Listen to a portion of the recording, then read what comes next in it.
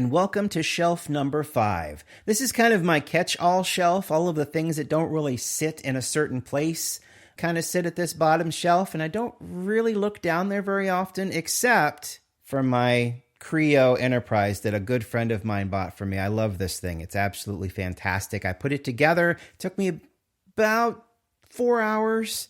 Unfortunately, it's supposed to be battery powered. Let's just start with this.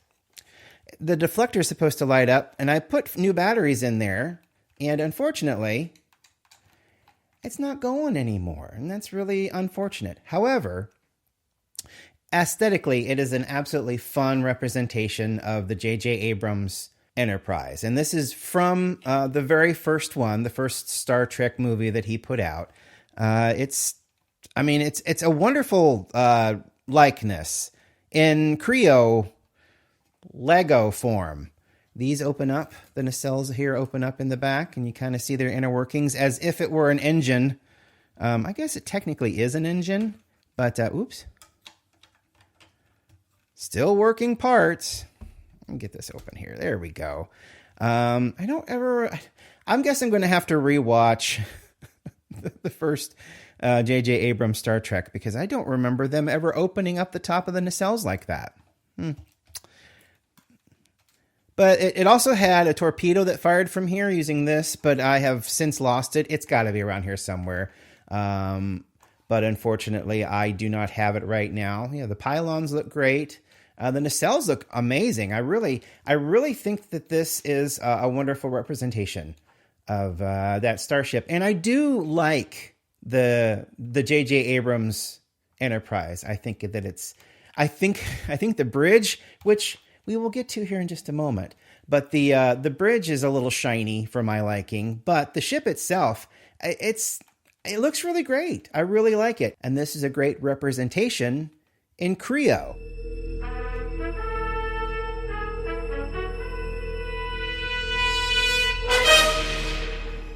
I'll have to pan down a little bit for this one.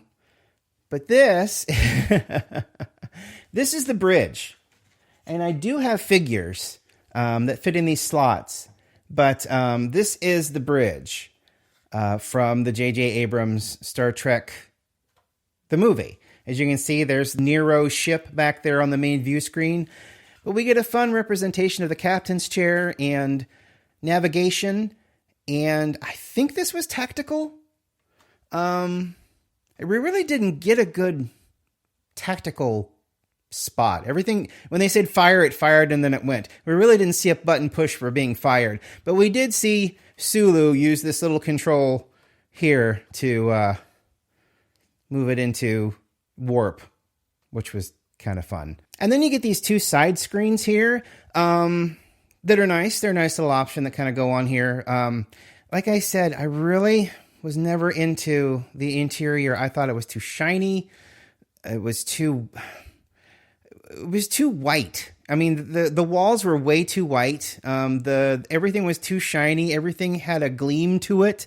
It just wasn't ideal. And then you've got the view screen, which was huge compared to its contemporary Enterprise from the 1960s. But yeah, and then it's got this nice little plastic insert here that shows you that Nero's ship is on the main viewer. And good luck with that. Who remembers Micro Machines?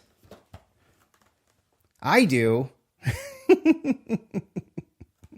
Get the Enterprise D, get the Enterprise B, and then you get a Klingon bird of prey. So this obviously represents Star Trek Generations. So right there, this is their space scale miniatures. And here's what other things you could get that are on the back. So here's what we have here. Oh, the saucer module detaches. That's pretty cool. Here's a DS9. Here's the Next Generation with a Stargazer and a Romulan Warbird. Here's the movies with Reliant and another Klingon Bird of Prey, Starbase 1. Here's another movie one. That's probably the Excelsior. That's an Oberth class. And then that's the Vulcan shuttle that brings Spock to the ship in the motion picture. And then 2 original Star Treks, which one's actually got a K1 station there. That's pretty cool. But yeah, I like this thing. I saw it at Big Fun. A lot of the things that I've bought are from Big Fun. I shouldn't go in there, but I do because the people in there are wonderful. And they've got a lot of cool stuff at downtown Big Fun. Anyway, not an ad, just reality. Anyway, so, this is just this great little set. Needs dusting, which, we're about to do. But yeah, Enterprise saucer module detaches. So that actually detaches, does it?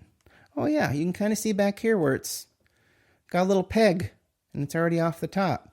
They're very well detailed for Micro Machines always were kind of really well detailed. But these are exceptionally so. And they come with little stands. It actually might do me some good to remove this from the box. But not today. Now, these are going to be kind of weird. And I'll tell you for why. And so you got this really strange looking Picard. The head sculpt bothers me just a little bit. It's a little too thin. Dolphin head phaser. And that's it. And then look at this back. Look how busy and gross that is. Ugh. Other than this is actually nice though, because this is the people that did the art, and direction and package design and everything like that, which I think is really cool. Even though I will say package design, not so good. What's really funny is look, with a Starfleet phaser, with a tricorder, with Riemann dagger, with ceremonial Riemann staff. Great. Before we got a phaser rifle, a tricorder, and Chateau Picard, or a trombone even, When was this released? 2002. And I found that these are not very desirable on eBay, which is really strange, I guess. The movie's probably considered the worst out of all of the Next Generation movies, which makes sense, I guess, because they took a lot of... you know what? I think I've only ever seen the movie like 3 times. In contrast, I've seen Star Trek V at least 10, and I'm not a fan of Star Trek V. So next up, I'll just get this out of the way. Here's Tom Hardy, bald. Played Shinzon, which is supposed to be a clone of Picard.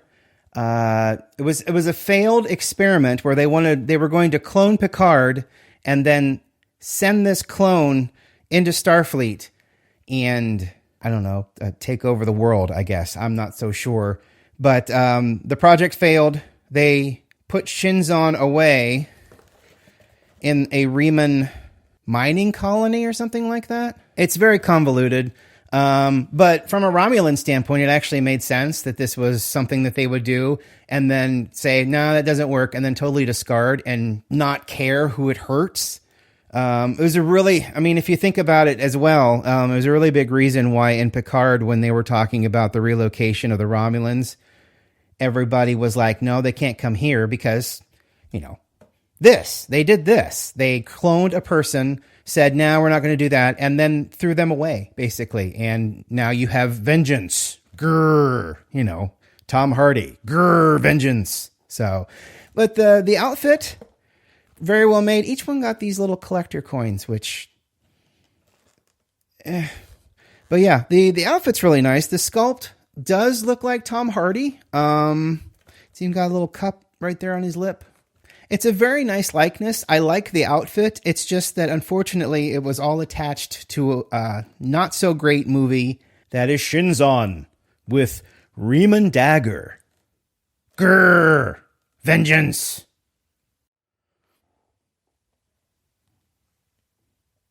Oh, shit. It's Data. Looking weird.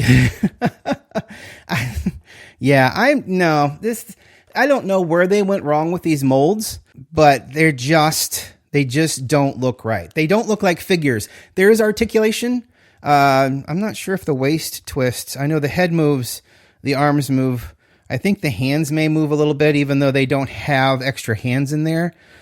Feet probably position themselves so that he could stand upright. But, he just looks like a statue. and not a very well cast statue. He comes with a tricorder. Hooray. It doesn't even look like maybe he could hold the tricorder in that hand. I mean, his other hand is designed to hold a phaser or a gun. I mean, it's more of a gun because phasers are more like this, and that's definitely very trigger finger there. So, but yeah, I mean, it looks fine. There's a reason why it's on my bottom shelf. They're not the best figures, and that's a shame. Something good out of this movie would have been nice, but it's not here. And now we come to what is possibly my favorite sculpt in the Star Trek Nemesis Art Asylum line, which you may think that's not saying much. I mean, come on, it's Ron Perlman. It's Ron Perlman in makeup, and look at those teeth. I mean, don't you just want to scratch him behind the ears? I mean, here he is dressed up as a Reman. He's even got his Reman staff. I mean, the sculpt is really great. The problem is the movie. So, but I mean, the movie's watchable. It's just not great, you know. And they can't all be fantastic movies. I mean, so as much as I'm griping about Nemesis, I mean, it's a movie. You sit down, you watch it, you watch the pew-pews, you get excited over phasers and torpedoes, and then you ignore the failed attempt at cloning Picard. It's still Ron Perlman, and you can still tell that it's him. And the makeup's amazing, and of course that outfit is amazing. I wonder if I'll bet that flows. I wonder if that flows. It might. I mean, it curves around like it would. It looks like fabric. Someday I may get a wild burr and just take it apart. But yeah, this is the best looking figure out of all of them, and it's really strange. They only released 4. They only released 4 figures in this series. And with all that said and done, now we can get to cleaning and finish out shelf number 5.